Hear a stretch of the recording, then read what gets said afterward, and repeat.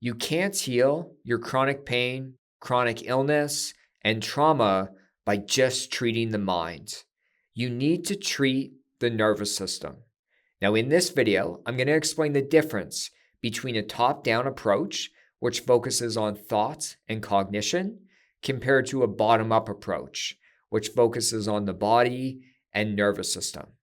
You're going to understand why including a bottom-up approach in your healing work is vital to see progress. Stick around to the end of this video as I will provide a free link to an embodiment practice that you can start to utilize right away. First, let's discuss top-down therapy. Now, with top-down therapy, we are focused on treating the mind and cognition with the hopes that this will influence our emotional responses and nervous system responses. The focus is on beliefs, thoughts, meaning-making, and behavioral change. And some classic top-down approaches would include cognitive behavioral therapy, acceptance and commitment therapy, and other talk therapy models. Now, bottom-up therapy is different. It focuses on treating your body and nervous system with the hopes of influencing your mind and cognition. The focus here is on sensations within, emotions, your nervous system state, and creating deep regulation. Now, some classic bottom-up therapy models include somatic experiencing, EMDR, breathwork or mindfulness-based therapy models, polyvagal informed therapy, as well as pain reprocessing therapy.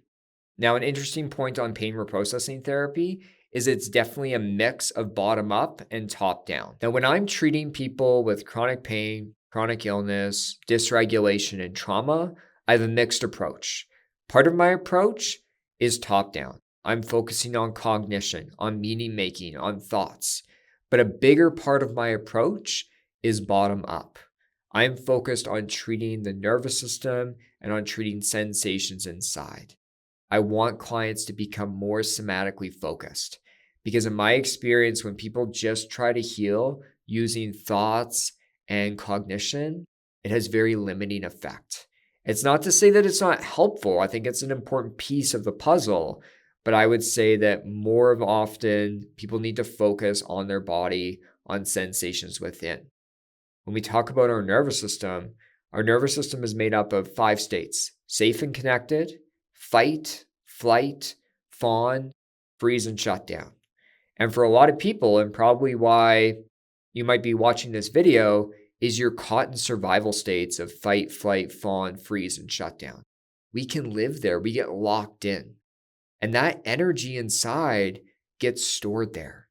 And so just working with your mind, with cognition, it's not going to the source. We need to go to the source of dysregulation, of why you feel all these unpleasant things. And we need to learn to work with it.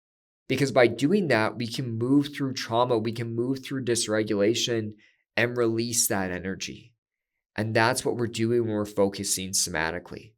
Now, when we talk about chronic pain, chronic symptoms, we know that chronic pain and chronic illness, the majority of it is neuroplastic.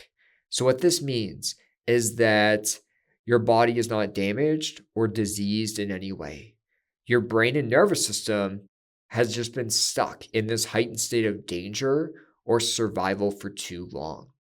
So negative thoughts, unpleasant emotions, nervous system dysregulation, it's going to fuel this cycle. It can produce real pain and physical symptoms.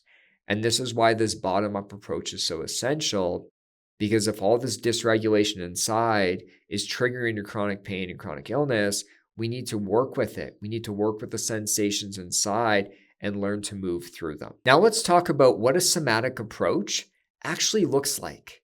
Because when we're using these fancy therapy terms of bottom up, it can be confusing. What do I actually mean? And I get a lot of comments each week, people being like, what do you mean drop into your body? What do you mean feel things inside? And for a lot of people in our society, we've been living neck up for so long. We've just been focused in our mind or externally, and we've been completely cut off from our body. Some people can feel things and they find them quite overwhelming, where other people just feel nothing. They've just been so shut down from it. And so a somatic approach is going to help you reconnect brain, nervous system, and body, which is essential for your healing. So when we're working somatically, the first thing that you're doing is you're getting exposure. So you're getting exposure to sensations within. This includes the sensations of pain or physical symptoms. It includes the sensations of emotions or of your nervous system state. So part of it is like we're slowly, gradually getting exposure to the sensations inside. I talk about it at first. What you're doing is you're dropping in, you're moving your focus out of your mind and towards the sensation. So I'll give an example here. Let's say you're feeling angry and you know you're angry. You can feel that energy within. You would be dropping into your body and describing, how do I feel? So maybe your chest feels tense, your heart's racing, your arms and limbs feel tight. You might feel heat inside or shakiness. You're dropping in and exploring those sensations. Really get to know them, describe them. And after you've dropped in, you've described them for a bit, you want to really deepen your connection. So I don't want people to just check in with feeling angry and then bounce back up to their mind. With somatic work, if you can tolerate it, we want to be able to sustain focus on the body and get really interested and curious of what happens moment to moment. Like if you sit with that sensation of racing heart and constriction in your chest, what occurs? What occurs minute to minute as you sit with it? Does it increase, decrease, move, or change? And deepen your connection, sometimes with imagery, like what shape, size, color, or texture are the sensations inside as you focus in on them. So that's the idea. Long term, having an ability to sit in your body for, even 20, 30 minutes, I know that can feel really big for some people, but I've seen clients work their way up to that and be able to tolerate that. Now, as you're getting exposure by dropping in, describing, and deepening your connection, you want to stay within the healing window. This is a concept I talk about in my approach. The healing window, what this is, there is the right level of sensation you can tolerate attending to. So let's say your anger is at a moderate level. You're not rageful, but it's at a moderate level. And you can drop in and you can tolerate sitting there. It's not making you increasingly dysregulated being in your body. But if you're outside that window, like let's say you're rageful, you're going to drop in. It's going to be so overwhelming. You're going to get even more dysregulated. So you're going to know if you're outside that window.